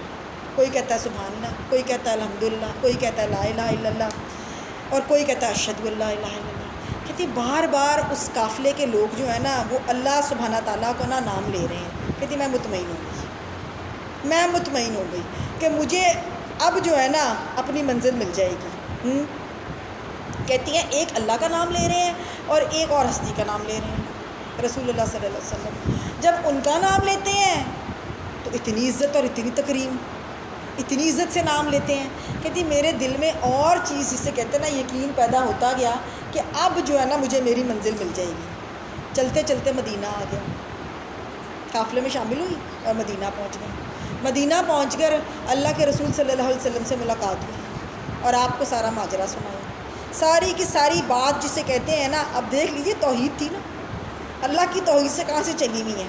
ہاں تو پوری کی پوری جو ہے نا وہ بات نبی علیہ السلام کو انہوں نے بتائی. اب معرفت نہیں ہے ان کے پاس اللہ تعالیٰ کی، کیسے اللہ سبحانہ تعالیٰ نے کفر سے ان کو نجات دی. قافلہ بھی مل گیا، رسول اللہ صلی اللہ علیہ وسلم کی میت بھی مل گئی، اللہ کی پہچان بھی ہونے جا رہی ہے. اور نبی علیہ السلام کے ساتھ جب ملاقات ہوئی اور آپ صلی اللہ علیہ وسلم کو پوری بات بتائی، آپ نے کہا کہ اس عورت کا خیمہ مسجد میں نصب کر دو. مسلمان ہو گئی، اللہ کی پہچان بھی ہوئی، نبی علیہ السلام کا ساتھ بھی نصیب ہوا، مسجد نبوی میں خیمہ بھی. کتنی سعادتیں حاصل ہوئی. اب ہر صحابی کا کیا دل تھا، ان کی مہمان نوازی ہم کریں. اتنی برگزیدہ عورت جو مسجد کی صفائی کرتی ہے. آج تو ہم مسجد کی صفائی کرنے والوں کو کیا سمجھتے ہیں؟ خادم سمجھتے ہیں. اب آگے چلیں ذرا، خادمہ کی سٹوری سنیں ذرا. اللہ کے رسول نے حکم دیا کہ خاتون کا خیمہ مسجد نبوی میں گاڑ دو. اب کیا تھا، خیمہ ان کا مسجد نبوی میں لگا دیا گیا اور دن رات 5 وقت کی نمازیں اللہ کے رسول کے پیچھے، صحابہ کرام صحابیات کا ساتھ. ٹھیک، اس سے بڑی مجھے بتائیے کیا خوش نصیبی کسی انسان کی ہو سکتی ہے. ہر بندہ کہتا تھا کہ ان کا میزبانی ہم کریں. دوسری سعادت کیا نصیب ہوئی، مسجد نبوی کی صفائی. اللہ کے رسول کی بہترین مسجد کی صفائی کی سعادت جو ہے نا وہ ان کو نصیب ہوئی. وہیں پر رہتی تھی، دن رات صفائی کرتی تھیں، اللہ کے پیغمبر کا دیدار بھی ہوتا تھا. کوئی معمولی سعادت نہیں ہے مسجد کی صفائی کرنا. آج تو ہم نے اس کو بہت ہلکا لے لیا ہے. اب کیا ہوا کہ ایک دن وہ فوت ہو گئی. نبی علیہ السلام نے پوچھا کہ وہ سیاہ فام عورت کو میں دیکھ نہیں رہا. صحابہ کرام نے کہا کہ یا رسول اللہ وہ اس رات فوت ہو گئی تھی، ہم نے آپ کی وجہ سے کہ آپ کے آرام میں خلل پیدا ہوگا تو ہم نے ان کو دفنا دیا. اللہ کے رسول سے غضبناک ہوئے. انہوں نے کہا مجھے اس کی قبر بتاؤ. آپ صلی اللہ علیہ وآلہ وسلم خود اس سیاہ فام عورت، کالی عورت کی قبر پہ گئے. آپ نے جنازے کی دعا پڑھی ان کے لیے اور ان کے حق میں دعائیں کی. اب دیکھیں ذرا اس عقیدہ توحید نے ان کو کہاں تک پہنچا دیا کہ بقیہ زندگی مسجد نبوی میں گزری اور اللہ کے رسول صلی اللہ علیہ وسلم نے نماز جنازہ پڑھا. کتنی سعادتیں ہیں مجھے بتائیے کہ امام الانبیاء اس کی قبر پر گئے ہیں اور وہاں جا کر اس کے لیے دعا مانگ رہے ہیں. یہ ہے اللہ سبحانہ تعالیٰ کے ساتھ تعلق کیا ہے اور اس کی توحید کی برکت ہے. کیسی برکتیں ہیں، جب اللہ سبحانہ تعالیٰ کے ساتھ کوئی انسان اپنا تعلق جوڑتا ہے نا تو پھر اللہ سبحانہ تعالیٰ اس کو ضرور اس پہ اپنی رحمتیں، اس پر برکتیں اس پر نازل ہوتی ہیں. تو توحید کیا ہے، سب سے بہترین اور سب سے عظیم بنیاد ہے دعاؤں کی قبولیت کے لیے. اب دعا مانگنی کس وقت چاہیے، ایسے اوقات کا تعین کرنا چاہیے، ایسے اوقات کو دیکھنا چاہیے کہ جس میں دعائیں قبول ہوتی ہیں. ٹھیک، اب دعا کرنے کے نا کچھ آداب بھی ہیں. چلتے چلتے میں آپ کو بھی بتا دوں، دعا مانگنے سے پہلے اللہ سبحانہ تعالیٰ کی حمد کرنی چاہیے. ٹھیک، اللہ کی تعریف کرنی چاہیے. پھر کیا کرنا چاہیے؟ نبی علیہ السلام پہ درود. جو دعا بغیر درود کے مانگی جاتی ہے وہ دعا رد ہو جاتی ہے, وہ معلق ہو جاتی ہے, وہ اوپر اٹھتی ہی نہیں ہے. اللہ کی حمد اور پھر درود, تھوڑا سا استغفار پڑھنا چاہیے, اور پھر دعا کی قبولیت کے لیے سب سے اور زیادہ قوی میں آپ کو بتاؤں سہارا تھوڑا سا صدقہ کرتے ہیں. اللہ سبحانہ تعالیٰ اس دعا کو قبول کر لیتا ہے. اللہ سبحانہ تعالیٰ اس دعا کو قبول کرتا ہے. ہمارے ہاں کیا ہے, کسی کی نعمت کو دیکھ لیتے تو کیا ہوتا ہے, ہائے ہائے اس کو کیسے مل گیا, یہ راتوں رات امیر ہو گئے. ہم ایسی باتیں کرتے ہیں نا. اچھا, اب جب ہم ایسے کلمات کہتے ہیں کہ اس کو مل کیسے گیا, یہ کیا چیز ہوتی ہے؟ حسد, اللہ کے فیصلے پہ اعتراض ہوتا ہے نا. کسی کو کوئی نعمت مل گئی, کسی کا کوئی کاروبار ہو گیا, ہم فوراً کیا کرتے ہیں؟ حسد کرتے ہیں. لو جی انہوں نے کوئی ناجائز ہی کام کیا ہوگا. دماغ میں یہ چیزیں آتی ہیں نا, چھوٹی ذہنیت ہے نا ہم لوگوں کی. جبکہ میں آپ کو بتاؤں قرآن و حدیث سے کیا چیز ثابت ہوتی ہے, کسی کی نعمت دیکھو وہ دعا کی قبولیت کا وقت ہوتا ہے, وہ دعا کی قبولیت کا وقت ہوتا ہے. آپ اسی وقت اگر کسی کی نعمت کو دیکھ کے بجائے جلنے گڑنے کے سڑنے کے, اللہ کے فیصلے پہ اعتراض ہوتا ہے یہ, اگر ہم جلتے ہیں اڑتے ہیں, اسی وقت اس نعمت کو دیکھ کے دعا مانگے نا, اللہ سبحانہ تعالیٰ دعا کو قبول کرتا ہے. اس کی دلیل میں آپ کو بتاؤں, زکریہ علیہ السلام 120 سال کی عمر تھی, 120 سال کی عمر تھی, بیوی بانجھ تھی. آپ سورۃ مریم میں کھول کے پڑھیں نا کیسے دعا مانگ رہے, اللہ میرا سر سفید ہو گیا ہے, بڑھاپا جو ہے نا مجھ پہ طاری ہو چکا ہے, بیوی میری بانجھ ہے. اب حضرت مریم علیہ السلام کے پاس جب آتے ہیں نا, ان کے پاس, کیونکہ یہ حضرت مریم علیہ السلام کے کفیل تھے نا, ان کے خالو بھی تھے اور ان کے کفیل بھی تھے, تو مریم علیہ السلام کے پاس جس وقت بھی یہ آیا کرتے تھے نا, تو یہ کیا دیکھتے تھے کہ مریم علیہ السلام بے موسمی پھل کھایا کرتی تھی. تو ایک دن انہوں نے کیا پوچھا تھا, مریم علیہ السلام سے پوچھا, انا لکی ھذا مریم, یہ تیرے پاس کہاں سے آیا ہے؟ تو مریم علیہ السلام نے کیا کہا, قالت ہوا من عند اللہ, کہ یہ تو اللہ کے پاس سے آیا ہے, یہ اللہ کا احسان ہے. زکریا علیہ السلام نے اسی وقت پھلوں کو دیکھ کر, اب یہ نہیں انہوں نے سوچا لو اس کا تو کفیل میں ہوں, چھوٹی سی بچی تو میرے پاس مجھے لا کے دی گئی تھی, تو اس کے پاس کہاں سے آئے ہیں, جل سکتے تھے نا. اب اس وقت کے پیغمبر بھی تھے, لیکن کیا اللہ تعالیٰ سے دعا مانگی, اللہ میری ہڈیاں بوسیدہ ہو چکی ہیں, بال سفید ہو چکے ہیں, بیوی بانجھ ہو چکی ہے, اللہ تو نے اس بچی کو بے موسمی پھل دیے ہیں, مجھے بھی تو اولاد عطا کر دے, بے موسمی اولاد مجھے بھی عطا کر دے. اللہ نے, آپ قرآن گواہ اس بات کا, اللہ نے وہیں کھڑے کھڑے فرشتوں کے ذریعے بشارت دی حضرت یحییٰ علیہ السلام کی, زکریا علیہ السلام کو. ثابت ہو گیا. پھر جب کسی کی نعمت دیکھیں, بجائے جلنے کڑنے مرنے رونے سے, ہمیں ہوتا ہائے انو کو مل گیا, اے کیوں ہو گیا, اے ہویا کی ہے, یہی ہوتا نا ہمیں, لو جی ان کو پھر مل گیا, یہی باتیں کرتے ہیں نا ہم. اس وقت کیا کریں, دعا کریں, اللہ تو اس کو دینے پہ قادر ہے, تو مجھے بھی عطا کر. اللہ نے زکریا علیہ السلام کو بیٹا عطا کر دیا بڑھاپے میں, تو اللہ قادر نہیں ہے ہمیں کوئی چیز دینے کے لیے. یہ ہے دعا کی قبولیت کا وقت. بجائے اس کے جلیں کڑیں, حسد کریں, گھر آ کے اور غیبتیں کریں ساری رات. عورتوں کی خصوصیت تو چین ہی نہیں آتا, سونے کا ہار پہنا ہوا تھا اس نے, بڑی شو مار رہی تھی. یہی باتیں کرتے ہیں نا ہم, اس طرح کی باتیں کرتے ہیں. اللہ سبحانہ تعالیٰ سے دعا مانگے, جو اللہ اس کو دینے پہ قادر ہے وہ آپ کو دینے پر بھی قادر ہے. جی بس ختم کر رہی ہوں, کتنی دیر رہ گئی, اور 7:14 پہ اذان ہوتی ہے. جی بس میں ختم کر رہی ہوں. کیا ٹائم ہو گیا, 6:39. بس ختم کر رہی ہوں. اسی طرح تھوڑا سا ہم دیکھتے ہیں اللہ کے رسول صلی اللہ علیہ وسلم کی زندگی کے بارے میں, کہ آپ صلی اللہ علیہ وسلم کی زندگی پوری کی پوری دعاؤں سے عبارت تھی.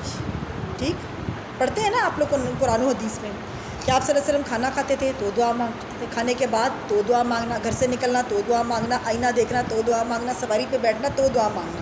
ہر وقت جسے کہتے ہیں نا, آپ صلی اللہ علیہ وسلم کی دعاؤں کے ساتھ زندگی جو تھی نا, آپ صلی اللہ علیہ وسلم کی عبارت تھی. آپ زندگی کا کوئی حصہ آپ اٹھا کے دیکھیے, نبی علیہ السلام کی ہر وقت کی دعائیں ہیں. زندگی کے اتار چڑھاؤ میں آپ نے اللہ سبحانہ تعالیٰ کے ساتھ ہر وقت, جسے کہتے ہیں نا ہر خاص عام موقع پہ اللہ تعالیٰ سے دعا مانگی ہے. اب بدر کا مقام ہے, آپ دیکھیے کہ کیا حالات تھے, صحابہ کرام کے حالات کیا تھے. 313 تھے، اتنے ہی تھے نا. لیکن نبی علیہ السلام نے جس وقت جیسے اپنا خیمہ اپنا وہاں پہ منعقد کیا تو آپ صلی اللہ علیہ وسلم نے کیا دعا مانگی؟ یا اللہ یہ قریش ہیں، یا اللہ یہ قریش ہیں جو اپنے سارے سامان غرور، فخر و غرور کے ساتھ میدان جنگ میں آئے ہیں، تو اس سے دشمنی رکھتے ہیں، تیرے رسول کو جھٹلاتے ہیں. اپنی حالت بھی بتا رہے ہیں کہ یا اللہ یہ تجھ سے دشمنی بھی رکھتے ہیں اور تیرے رسول کو جھٹلاتے ہیں. اے اللہ جس نصرت کا تو نے وعدہ کیا ہے نا، تو اب اس نصرت کو پورا کر دے. مٹھی بھر جماعت ہے، ٹھیک. اللہ کے رسول کیا کہہ رہے ہیں؟ اللہ جس نصرت کا تو نے وعدہ کیا ہے نا اس کو پورا کر دے. ہاں، اور پھر کہتے ہیں اللہ اے مٹھی بھر جماعت اگر یہ ہلاک ہو گئی تو روئے زمین پر تیرا نام لینے والا کوئی نہیں ہوگا، روئے زمین پر تیرا نام لینے والا کوئی نہیں ہوگا. پوری رات نبی علیہ السلام دعا مانگتے ہیں اور صبح ہو جاتی ہے اور رو رو کے آپ کی داڑھی مبارک تر ہو جاتی ہے، اور ایک ہی کلمہ ہوتا ہے یا حیو یا قیوم برحمتک استغیث. یا حیو یا قیوم اللہ سبحانہ تعالیٰ کا ایسا نام ہے کہ جب اس کے وسیلے سے دعا مانگی جاتی ہے تو پھر دعا قبول ہوتی ہے. اتنا گریہ زاری تھی آپ کی کہ دعا مانگتے مانگتے آپ کی چادر مبارک جو تھی وہ آپ کے شانوں سے نیچے ڈھلک گئی. ابو بکر صدیق آپ کے خیمے میں داخل ہوئے اور انہوں نے پیچھے سے آپ کو پکڑ لیا. یا رسول اللہ بس کر دیں. دعا میں گریہ زاری اتنی حد تک حضرت ابو بکر صدیق نے آگے پیار کیا اور کہا اب تو بس کر دیجئے. اللہ کے رسول صلی اللہ علیہ وسلم نے کیا کہا؟ ابو بکر دعائیں مستجاب ہو گئیں، دعائیں قبول ہو گئیں. اللہ نے 1000 فرشتوں کے ساتھ مدد کا وعدہ کر لیا ہے اور فرشتے آئے کھڑے ہیں. اب دیکھیے کہ اللہ کے رسول صلی اللہ علیہ وسلم نے کسی اور سے دعا مانگی؟ نہیں مانگی نا. اللہ کو اللہ کے ناموں کا واسطہ دے رہے ہیں. اب دیکھیے کہ اللہ سبحانہ تعالیٰ کیسے دعا سنتا ہے. اب آپ کہیں گے کہ وہ تو نبی تھے اور وہ تو رسول تھے. چلیں آپ کو ایک صحابیات کی زندگی بھی نا ان ساری واقعات سے بھری ہوئی ہیں. حضرت خولہ بنت ثعلبہ کو آپ جانتے ہوں گے، جانتے ہیں نا جی، ٹھیک ہے نا. وہ تو آپ کہتے ہیں کہ وہ بڑے برگزیدہ لوگ تھے، وہ تو نبی تھے، اللہ تعالیٰ ان کی دعائیں سنتا تھا. اللہ نے ایک چونٹی کی دعا سنی. اب خولہ بنت ثعلبہ جو ہیں، میں آپ کے ان کے بارے میں بتاتی ہوں کہ ان کے میاں وہ عرب معاشرے میں تھا، زہار کی قسم کھا لیا کرتے تھے. وہ ایک تو اپنی بیوی کو دے کے گئے تھے کہ تم تو مجھے اپنی ماں کی طرح ہو، اور وہ اس میں طلاق ہو جایا کرتی تھی. اب خولہ کے ساتھ ان کے میاں نے یہی کام کیا کہ ان کو اس طرح کہ انہوں نے قسم کھا لی، اور وہ کہتی ہیں کہ جیسے میرے میاں نے قسم کھائی اور کہتی میں تو رونے لگی، چھوٹے چھوٹے میرے بچے ہیں اور میں تو پریشان ہو گئی کہ میں بچوں کو لے کے کدھر جاؤں گی. تو کہتی اب تو میں اپنے میاں کے لیے حرام ہو گئی، کیونکہ عرب معاشرے میں روایت یہ تھی. تو خولہ جو ہیں وہ اپنے حالات کو دیکھ کر نبی علیہ السلام کے پاس آ جاتی ہیں، اللہ کے رسول صلی اللہ علیہ وسلم کے پاس. حضرت عائشہ کہتی میں بھی وہیں بیٹھی ہوں، کہتی میں بھی چھوٹا حجرہ تھا کتنا، اللہ کا شکر ہے بہت بڑا زمین کا ٹکڑا اللہ تعالیٰ نے آپ کو دیا ہے. آپ جا کے دیکھیں تو کہ مسجد نبوی میں جب خیمے لگے ہوئے ہیں نا، آپ خیموں کا وہ جو ازواج مطہرات کے گھر ہے نا، وہ آپ سائز دیکھیں کتنا چھوٹا ہے. کہ حدیث میں کیا آتا ہے کہ حضرت عائشہ رضی اللہ تعالیٰ رات کو جس وقت سوتی تھی نا، تو آپ صلی اللہ علیہ وسلم جس وقت تہجد کے لیے نماز کے لیے اٹھتے تھے، پاؤں پیچھے سمیٹتے تھے ان کے اور پھر سجدہ کیا کرتے تھے. یہ سائز تھا. آج ہمارے گھر بھی بہت کشادہ ہیں، گھر کے اندر نعمتیں بھی بہت زیادہ ہیں، لیکن کیا ہے، ناشکری بہت ہے، ناشکری بہت ہے. اور سب سے زیادہ ناشکرہ کون ہے؟ آج کی عورت. عورت ہی بچوں کے اندر ناشکرہ پن پیدا کرتی ہے. یہ نہیں ہے، وہ نہیں ہے، فلاں نہیں ہے، یہ نہیں ہے، وہ نہیں ہے. باپ آئے گا اس کو یہ کہنا. یاد رکھیے گا، عورت ہی ایک معمار ہوتی ہے کسی خاندان کی عمارت کو تعمیر کرنے کے لیے. حضرت ہاجرہ علیہ السلام کے پاس شوہر نہیں تھا. روایات سے پتہ چلتا ہے کہ کہیں 2 دفعہ آئے تھے پاس. نہ شوہر سے بدزن کیا، اسماعیل علیہ السلام کو اکیلے پالا، اکیلے. تو آج درست ہونے کی کس کو ضرورت ہے؟ آج کی عورت کو ہونے کی درست ضرورت ہے. ناشکرہ پن سے ختم کرنے کی ضرورت ہے. اب حضرت خولہ جو ہے نا، یہ نبی علیہ السلام کے پاس آتی ہیں اور آ کے آپ صلی اللہ علیہ وسلم سے بات پوری بتاتی ہیں. اللہ کے رسول کہتے ہیں کہ خولہ میرے پاس اس کے بارے میں کوئی احکامات نہیں ہیں. کہتے ہیں خولہ میرے پاس اس کے بارے میں کوئی احکامات نہیں ہیں. حضرت خولہ پریشان ہو رہی ہیں، کہتی ہیں نبی نے تو اپنے دربار سے ہٹا دیا ہے، تو میں اس رب کو پکارتی ہوں، میں اس رب کو پکارتی ہوں. اور اللہ سبحانہ تعالیٰ کی بارگاہ میں دعا کرنے لگتی ہیں. ہاں، کہتی ہیں، کیا کہتی ہیں؟ اللہ تعالیٰ تیرے نبی نے تو وہی کہا جو تو نے کہا. اللہ تیرے نبی نے تو وہی کہا جو تو نے کہا. جو تو نے آسمان سے نازل کیا، میں تیری بندی تیری بارگاہ میں سوال کرتی ہوں اللہ تعالیٰ تو میرے لیے کسی قسم کی کوئی گنجائش پیدا کر دے۔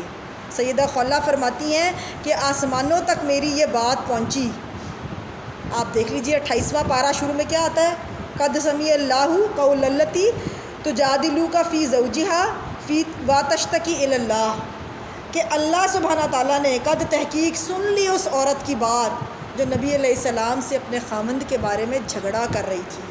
حضرت عائشہ کہتی ہیں کہ میں بھی اسی حجرے میں بیٹھی ہوئی تھی، میں نے وہ بات نہیں سنی، 7 آسمانوں کے اوپر اللہ سبحانہ تعالیٰ نے اس عورت کی بات سنی اور اللہ تعالیٰ نے وحی نازل کر دی۔ اللہ نے اس کی بات سن لی اور جو خامند کے بارے میں احکامات تھے نبی علیہ السلام پر وحی نازل ہوئی کہ کفارہ لے کر یہ عورت اس کے لیے حلال ہے۔ اللہ نے بات سنی، ہم کیا سمجھتے ہیں؟ ہاں، پکارا، کتنی کمزور مجھے بتائیں خاتون تھی۔ اور ایک میں آپ کو بتاؤں، جس طرح ماں کو اپنے بچوں میں سب سے زیادہ بچہ کون سا پسند ہوتا ہے؟ جلدی جلدی بتائیں۔ کمزور۔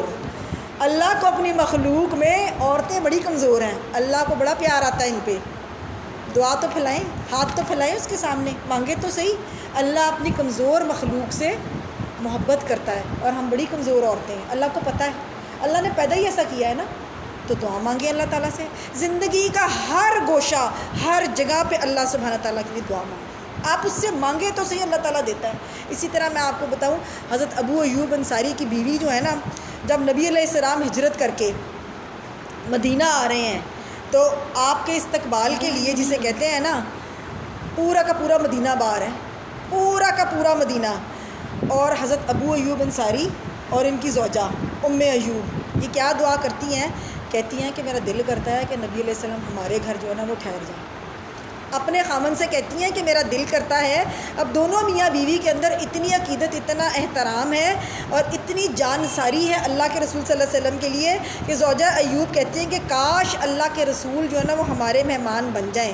تو ابو ایوب انصاری اسے کہتے ہیں یہ کیسے ممکن ہو سکتا ہے، اتنے بڑے بڑے سردار موجود ہیں مدینہ کے اندر، تمہیں کیا ہو گیا؟ سعد بن عبادہ ہے، اسید بن خزیر ہیں، ہماری کیا حیثیت ہے اور ہماری کیا اوقات ہے، یہ ممکن نہیں ہے۔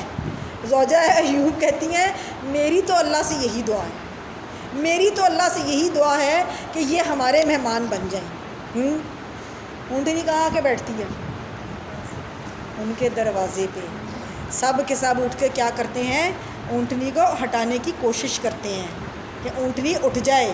اللہ کے رسول کہتے ہیں اس اونٹنی کو نہ اٹھاؤ، اس کی مہار کو جبرائیل امین نے تھاما ہوا ہے، اس کو نہ اٹھاؤ، اس کو جبرائیل نے تھاما ہوا ہے۔ دعا کس کی پوری ہوئی؟ زوجہ ایوب کی۔ اللہ سبحانہ تعالیٰ نے ان کو نبی علیہ السلام کی مہمانی کا شرف بخشا۔ ہاں، پھر مجھے بتائیے کہ آپ کیسے کہہ سکتے ہیں یا میں کیسے کہہ سکتی ہوں کہ اللہ تعالیٰ جو ہے وہ دعائیں قبول نہیں کرتا؟ بہت کرتا ہے۔ ہاں، آخر میں بس میں آپ کو ایک اور واقعہ بتا دوں، ایک یہ کانسیپٹ کلیئر کیجیے گا، جو کسی انسان کی دعا ہوتی ہے نا، وہ مظلوم، جو ہماری دعا ہے لیکن جو مظلوم کے دل سے نکلتی ہے نا، ہوتی وہ بد دعا ہے لیکن ہے وہ اس کی دعا۔ ٹھیک، تھوڑا سا یہ کانسیپٹ سمجھ لیجیے۔ ایک میں آپ کو بہت بتاتی ہوں، اور مظلوم کی بد دعا سے ڈرنا چاہیے۔ حدیث میں کیا آتا ہے کہ مظلوم کی بد دعا اور اللہ کے درمیان کوئی چیز حائل نہیں ہوتی۔ ٹھیک، کوئی چیز حائل نہیں ہوتی۔ صحیح سند سے میں آپ کو ایک واقعہ بتاتی ہوں۔ عرب کے بازاروں میں ایک نوجوان تھا، صحیح اس کی دلیل ہے، وہ نوجوان تھا، اس کا بازو کٹا ہوا تھا اور لوگوں کو آوازیں دیتا تھا، روزانہ اس کا یہی کام تھا، آوازیں دیتا تھا کہ اللہ کے لیے کسی پہ ظلم نہ کرنا، اللہ کے لیے کسی پہ ظلم نہ کرنا، اس ظلم کے نتیجے میں میرا بازو کٹ گیا۔ کہتا ہے اس ظلم کے نتیجے میں میرا بازو کٹ چکا ہے۔ وہ روزانہ بازار میں لوگوں کو اپنی کہانی، اپنا قصہ سنایا کرتا تھا اور لوگ جوک در جوک اس کے پاس اکٹھے ہوتے تھے اور عبرت، واعظ و نصیحت کے لیے نا اس سے اس قسم کا اس کا پورا قصہ سنا کرتے تھے، اور کیا کہتا تھا کہ اللہ کی قسم کسی مظلوم کی بد دعا نہ لینا۔ دراصل وہ جو بد دعا، جیسے میں نے آپ کو بھی بتایا ہے، وہ مظلوم کی دعا ہے، آئی نکلتی ہے نا، وہ دعا ہی کرتا ہے نا، وہ دعا کرتا ہے، وہ اس کے حق میں نا وہ دعا ہوتی ہے۔ اللہ سبحانہ تعالیٰ چھٹے پارے میں کیا کہتے ہیں؟ اس کی دلیل چھٹے پارے سے ہمیں ملتی ہے۔ اللہ سبحانہ تعالیٰ پہلی ہی آیت میں کیا کہتا ہے؟ اللہ تعالیٰ لا يحب اللہ الجہر بالسوء من القول الا من ظلم، کہ اللہ تعالیٰ بری بات کو پسند نہیں کرتا الا من ظلم، مگر جس کے اوپر ظلم ہوا ہے اللہ اس کی بات کو سنتا ہے۔ وہ بد دعا کر سکتا ہے جس کے اوپر ظلم ہوا ہے۔ ہاں، وہ شخص جو ہے نا وہ روز اپنا واقعہ سناتا تھا۔ وہ کہتا ہے کہ ایک حکومت کا کارندہ تھا، یعنی کہ ایک آفیشل حکومت کا جو ایک آفیسر، گورنمنٹ کوئی آفیسر تھا، اور کہتا ہے کہ میں جو تھا نا، میں حکومت کے ایک بڑے اچھے عہدے پہ تھا، اور مجھے مچھلیاں پکڑنے کے لیے نا ایک ڈیوٹی میری تھی ساحل پر۔ حکومت کی طرف سے مجھے اس وہاں پر نا ساحل پر اپوائنٹ کیا گیا تھا۔ تو ایک دن ڈیوٹی کرتے کرتے نا کہتے ہیں کہ میں نے ایک مچھیرے کو دیکھا کہ اس کے پاس ایک بڑی خوبصورت، ایک بڑی طاقتور نا مچھلی تھی اس کے پاس۔ کہتے ہیں میرا دل للچایا اور میں نے کہا یہ مچھلی مجھے دے دو۔ غریب مچھیرے سے کہہ رہا ہے، اب خود حکومت ہی جسے کہتے ہیں کارندہ ہے، ایک اچھا جسے کہتے ہیں نا ایک پوسٹ پہ، ایک وہ گورنمنٹ لیول پہ کام کر رہا ہے، اور اس نیت خراب ہوئی نا، لالچ اور طمع آیا، اور اسے کہتا کہ یہ مچھلی مجھے دے دو۔ آپ کو معلوم ہی ہے کہ حکومت کے اندر جتنے بھی لوگ کام کر رہے تو خصلت تو یہی ہوتی ہے کہ کسی نہ کسی طرح عوام سے لوٹ کھسوٹ کاری لے، یہی ایک مائنڈ سیٹ ہے نا آج بھی۔ تو کہتا ہے کہ میں نے اس سے مچھلی پکڑ لی، اور وہ بیچارہ رونے لگ گیا۔ اس نے کہا کہ خدا کا واسطہ ہے، مچھلی بڑے عرصے بعد میرے پاس ایک اتنی خوبصورت آئی ہے، میرے بھی بیوی بچے جو ہیں وہ کچھ کھا پی لیں گے، اور بھوک افلاس میرے گھر بہت ہے، میں اس کو بیچ کے کوئی اچھی قیمت لے لوں گا۔ لیکن وہ آدمی جو تھا نا، اس امیر آدمی کہتا ہے کہ نہیں، یہ میں نے لینی ہے۔ اس نے کہا کہ تم تو صرف زبان کے ذائقے کے لیے مچھلی لے کے جانا چاہتے ہو نا، میرے گھر میں بڑی غربت ہے، بڑا افلاس ہے، اتنی اچھی مچھلی کی قیمت مجھے اتنی اچھی مل جائے گی تو تمہیں اللہ کا واسطہ تم اس کو نہ لو۔ کہتا ہے نہیں، اس کو اس مچھیرے کے اوپر ترس نہیں آیا، کہتا نہیں مچھلی میں نے لے کے جانی ہے۔ مچھلی اس سے لے لی، مچھلی لے کے اپنے راستے پہ چل پڑا۔ کہتا ہے جیسے ہی میں نے مچھلی پکڑی تو مچھلی کے اندر ہلکی سی حرکت ہوئی، اس نے میرے انگوٹھے پہ کاٹ لیا۔ کہتے ہیں مچھلی کے اندر حرکت ہوئی اور اس نے میرے انگوٹھے پر اپنا دانت سے گاڑ دیا، اس نے مجھے کاٹ لیا۔ کہتے ہیں میں گھر چلا گیا اور ساری رات جسے کہتے ہیں تکلیف سے پریشان رہا، درد سے تڑپتا رہا۔ کہتے ہیں ساری رات درد سے تڑپتا رہا۔ اگلے دن حکیموں کے پاس گیا تو انہوں نے کہا انگوٹھا کاٹ دو، زہر پھیل جائے گا، انگوٹھا کاٹ دو ورنہ تمہارا ہاتھ کاٹنا پڑے گا۔ اب انگوٹھا کٹوا لیا۔ کہتے ہیں ایک دو دن تو سکون رہا، اگلے دن جسے کہتے ہیں نا مجھے پھر درد شروع ہو گئی۔ کہتے ہیں میں پھر حکیموں کے پاس گیا، انہوں نے کہا اب ہاتھ کاٹ دو، انہوں نے کہا اب ہاتھ کاٹ دو اس کا، ٹھیک ہے نا، اگر تم ہاتھ نہیں کاٹو گے تو تمہاری زندگی جو ہے نا وہ جہنم بن جائے گی۔ کہتے ہیں مجھے جو ظلم جو تھا نا، مجھے اپنے پر وہ یاد نہیں آ رہا تھا کہ میں نے کیا کیا۔ ابھی تک کہتے ہیں میرے ضمیر کے اندر نا وہ چیز نہیں، میرے ضمیر میں آئی نہیں کہ میں نے کسی کے اوپر ظلم کیا۔ کہتے ہیں 2 دن نہیں گزرے تھے کہ پھر مجھے زیادہ درد شروع ہو گئی۔ حکیم نے کہا کسی کے ساتھ تم نے ظلم تو نہیں کیا؟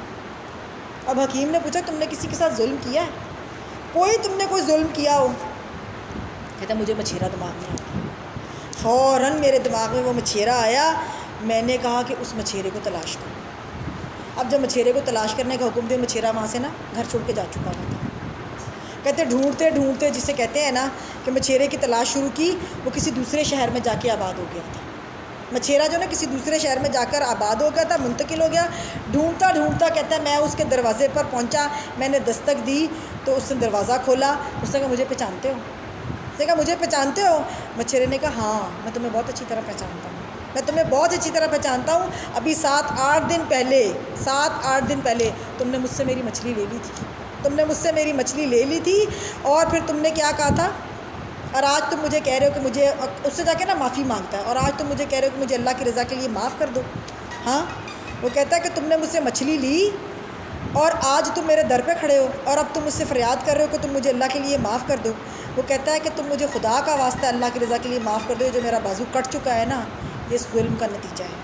کہتا ہے یہ میرا یہ بازو جو کٹا ہے میرے ظلم کا نتیجہ ہے۔ مچھیرا اس کو کیا کہتا ہے؟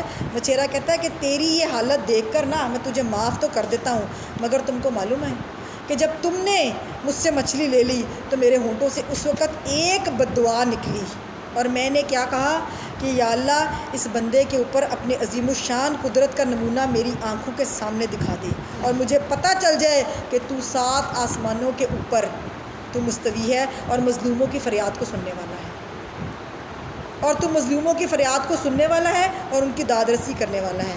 آج اللہ نے تجھے میرے گھر میں بھیج دیا ہے اور اب تم معافی مانگ رہے ہو میرے سے، اور وہ حکومت کا جو حکومتی جو آفیسر تھا وہ خود کہتا تھا کہ میں بازاروں میں جا کر کیا کرتا تھا، پھر اپنا قصہ عبرت کے لیے لوگوں کو سناتا تھا، کہ میں اپنا قصہ جو ہے نا وہ سنایا کرتا تھا کہ اللہ تعالیٰ تو مجھے کیا کر، کسی اور کے ساتھ یہ سب کچھ رہا۔ تو کیا کرنا چاہیے؟ مظلوم کی جو بد دعا ہوتی ہے نا وہ کیا ہوتی ہے؟ وہ دعا ہوتی ہے۔ تو ہمیں کیا کرنا چاہیے؟ اس سے بچنا چاہیے۔ ٹھیک، اللہ سبحانہ تعالیٰ سے دعا ہے کہ ہم اللہ سبحانہ تعالیٰ کی عقیدہ توحید کو نا اچھی طرح سمجھ لیں، اور ہمیں بھی اللہ سبحانہ تعالیٰ دعائیں کرنے کا طریقہ اور سلیقہ سکھاتے ہیں۔ سبحانک اللہم و بحمدک، اشہد ان لا الہ الا انت، استغفرک استغفرک استغفرک و اتوب الیک۔ السلام علیکم ورحمۃ اللہ وبرکاتہ۔